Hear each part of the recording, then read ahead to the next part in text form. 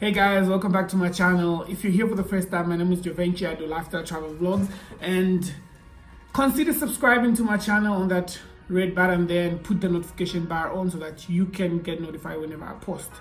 And subscribing is free. Okay, let's just dive into the video, no time to waste.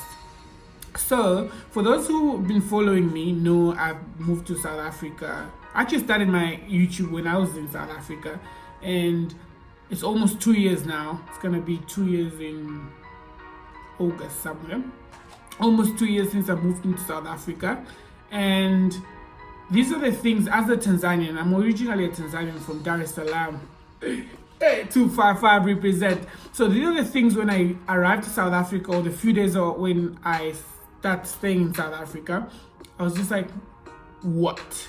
Like, no, this can be true. Like, you go to a place, see something and be like, this is not home. Like, these are things that can never happen in Tanzania, or they're different from Tanzania, or it's just, I'm just gonna be sharing my top 7 cultural shocks that I got when I arrived here in South Africa. So let's dive into number 1. Boom. So the first cultural shock is tribalism, which goes hand in hand with patriotism. So South Africans are more of, I'm Zulu, I'm Xhosa, I'm Pedi, and so and so. So they take their tribe with pride, you know? Like, for example, the first thing I saw, and I was like, you can be doing this. It was in a graduation, and a person came with a traditional Zulu wear. I'm gonna insert pictures here and there to see how it looks like. On their graduation ceremonies, it will never happen in Tanzania. I think my generation in Tanzania don't really give a fuck about tribe and culture and everything. It's like everyone is so Western and stuff. But since I arrived here, my patriotic spirit has really changed at large. Like, it has really changed. It has changed. So seeing this, I was just like, this can be happen. I really wish more people took their tribe with pride. So that's one thing I was just like, So big up to all South Africans who embrace their tribe, embrace their roots and everything. Not sure if this is because of all that went through with apartheid and everything, but like, overall, big up. So number 2 I'm gonna say is homosexuality. This is a very, very, very, I don't know how to say it, but it's one topic that Africans don't like talking about, but things that really happen and we live in the same community. Anyway, so in South Africa, it's not it's legal. Like, it's not illegal by law for a person being transgender, gay, lesbian, any member of the LGBTQI, I don't know, something else. Sorry about that. I mean, no offense. But in my country, you can, no, it's by law, if you're proven guilty of LGBTQ activities, you're gonna be sentenced to death imprisonment, life imprisonment. That's the maximum you can get.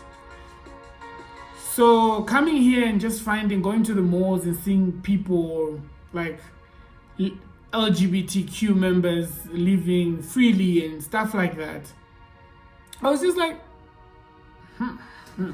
Like, it's just so different, because back home, it's like it's not like there are no members of LGBTQ members in Tanzania, or like I'm saying everyone is straight in Tanzania, but people are doing it with so much caution, and you know, it's illegal. Do you get it? So it's illegal. Just know it's illegal. But here, when I found like things are legal, I was just like, okay. Yeah, so that's number 2.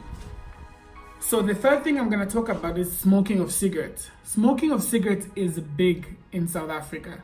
It's also big in Tanzania, but it's also mostly in Tanzania in urban areas more than rural areas. I'm not sure if it's the same here. But I was reading an article the other time, and it was saying in South Africa each day, 55,000 children from 10 to 14 smoke cigarettes. This is can never even be close to Tanzania. Smoking is seen as not a way, it's not seen as a refreshment as people consume it here, or like it's more seen as if you're smoking cigarette, like you're just a troublesome person, or you don't have manners. I don't know, it's a bad manners type of thing. While to me, it's more like cigarettes is just the same as smoking, drinking beer. It's on the same thing. But alcohol, if a person drinks alcohol, is seen, you're fine, you're good. But if you start smoking cigarettes, people give you that eye. So 10 to 14 children, very few children smoke cigarettes, as I say. And more than 6 million each day in South Africa, they smoke cigarettes. Because when I got here, you'll be in a restaurant having dinner or lunch or breakfast, and you see a person going for a smoking break. It's not normal. Like, for me, it wasn't normal. I was just like, why? Like, it's just not normal. So for me, it was why smoking was one of the cultural shocks. And the other thing, marijuana is legal in South Africa now. I'm not sure the basis, like for home use or something, but it's legal. So in Tanzania, it's illegal, and you can end up in jail for a lot number of days. So that's number 3 of my cultural shock since I moved into South Africa. Number 4 is racism or racial segregation. These are different terms, but kind of go hand in hand. So since I moved into South Africa, first of all, before I moved into South Africa, I wanted to go study abroad, not South Africa. I wanted to go study in Europe. There's a point in my life I also wanted to go study in Kiev in Ukraine or Russia. That's how desperate I was to study in South Africa. To study abroad in Europe. And one of the things my mother brought us. Thanks for being a dog oil. Okay, so one of the things my mom will also tell me, and other people, there's racism when you go to Europe, especially Ukraine. But in my mind, I was like, you know what, I'm ready for it. And I actually wanted to be racially segregated. I wanted to be the only black person in a class. I wanted to know how it feels and everything. It's such a stupid thought coming to think of it right now, but yeah. So when I moved to South Africa, I would go to places and I would be the only black person in a restaurant or a market. There's this one time I went to Irene Market. Apart from the black people that are selling things, I was the only black person that was purchasing things, if you know what I'm saying. Yesterday I also went to another market here in Pretoria. It's in Moderator Park. I'll put the name down. We're very few black people, actually. Just 2 of us with this one lady, apart from the people that are selling the stuff. But also, I've not really encountered very big racist type of I don't know how you call it, equation. It can be equation. I haven't been being someone resisting me. English is difficult, my people. I've not encountered any issue where because of my race I'm treated differently, but a few times I've gone to a place and I felt like just because I'm not white, I'm not getting the attention I'm supposed to be getting in a shop, or a white person is treated different or so. But anyway, racism is one thing that to me was a culture shock, because I'm in a country where there is only black people majority. Okay, that was the 4th. This is the 5th point. So my 5th point was religion.